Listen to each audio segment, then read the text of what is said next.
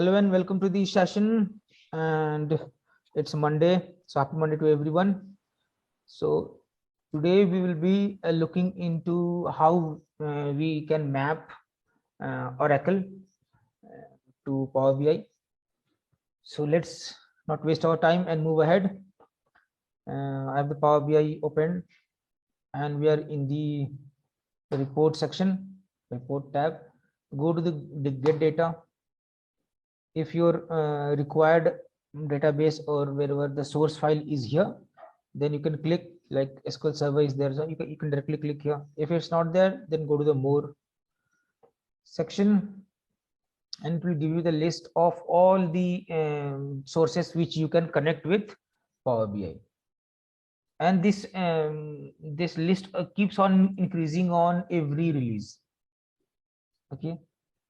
For example, if you get some new kind of file or some new kind of database or some new kind of source where files can be stored, then they will add this to the Power BI get data list. Okay, it's coming up. Yeah, it's there. So you can see this is the get data. So you can just if you know what is your source, then just you can click on the search bar and it will pop up in the right hand side. Else you can just click here in other or services or Azure, whichever you feel that my source will be in that particular section. So the best practice is just to type the name of your source in the search bar. It's my source is Oracle. So you can just type and it will be it's there the right hand side. So I'll just click here and I will put it to the connect. Okay, so I have already done this. This is just a warning, so let's move ahead. Ignore this. I have already connected my Oracle with this Power BI, so it will not ask me for the ID password. But if you are connecting for the first time, or if you are connecting for after very long time, then it will ask you for the ID and password to connect to that database. Okay, now this is the window. If you will get, it's a server name. So server name is very important. If you are working in an organization, then your IT team will help with this, that which server you are currently working on, your database is on. Okay, for your information, whether it's Sybase or it's Oracle or SQL Server or any other database, most of the database they will have the same format. Okay, you will just need to put the server name, ID, password, table name, so database name and all those sort of things, and it will work fine.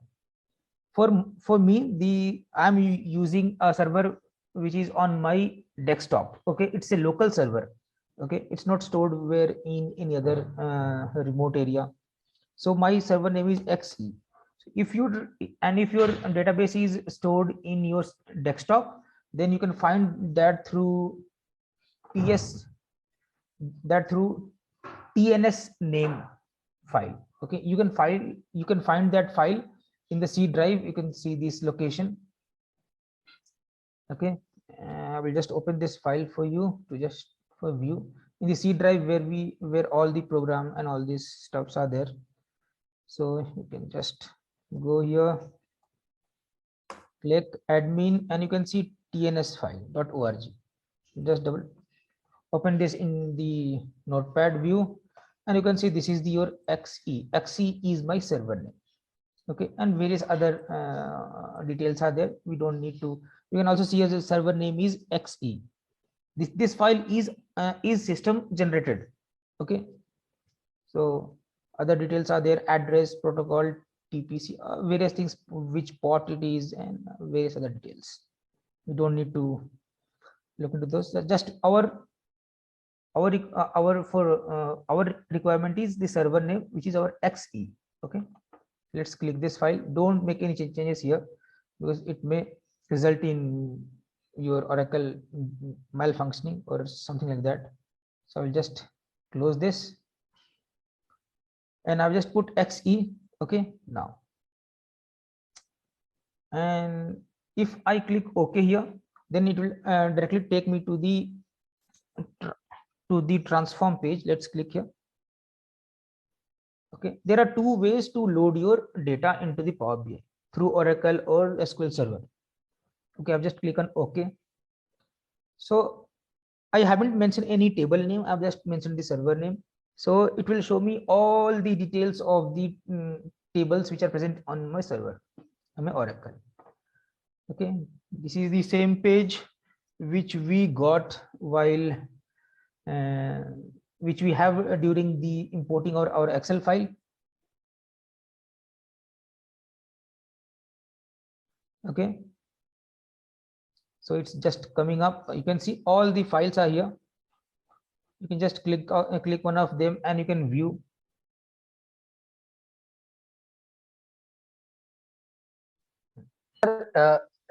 Excuse me, Aman. Yes. Is XE the default name for the database, Yes. Oracle database? Yes, yes. It's Okay. it's Because the, I also have Oracle only. yeah. So it's the default one. It's localhost. Okay. It's Local. just a name. So you can find Okay. that through your. So the Okay. name Like differ in other database or any other system, or which generation database you are using. Yeah. Yes, Saurabh, you were asking. Aman, if like the default, like right now, when I learn SQL, basically when I practice SQL, so the database which I usually take is from the system. Okay, so the Yes. default which they give na charts, like the employee table Yes. and the salary wala table, which is the default Oracle. Yes. That's queries. Can we get that? Yeah. That's the sample database. Yeah, which, sample one. Right. yeah, which Oracle gives you. Yeah. So can we get that sample on this Power BI? Yeah, yeah. Can we Yes. import that? Yeah, yeah. Surely we can import anything which is on your local Okay. local drive. You can easily do that. Okay, so Okay. same as we did in our Excel, just click on the file which you want to import, and then you can just click on load, or you can just click on transform. Then you can exclude or include any other columns as we did in the Excel. Okay, the changes done on the Power Query after importing this table will not affect the source. Okay, the source will be as it is, just for information, because people think that if we make any changes on the Power Query, then it might affect my Oracle database. That's not the case. Okay. Okay, so one disadvantage of this process, that choosing your file and directly loading, is that it will load your entire database, this entire table. There might be case that you don't need certain columns, certain kind of rows. Okay, for example, if we have a HR database and few employees are above 65 retired, and you don't need those data, you only need data of active employees. So that retired employees will also be loaded in your database, into your Power Query. Okay, so that's one disadvantage. So to counter that, what we can do, let me just cancel it.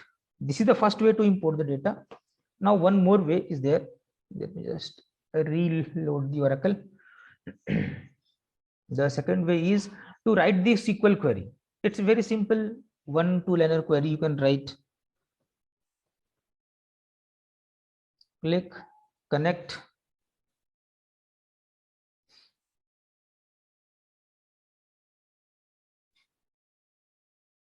Now just expand this advanced option, and in this section you can just write the the query. For example, select asterisk from, let's assume it's an employees table, so employees, then we can write where emp status is not, or you can say equals to, you can say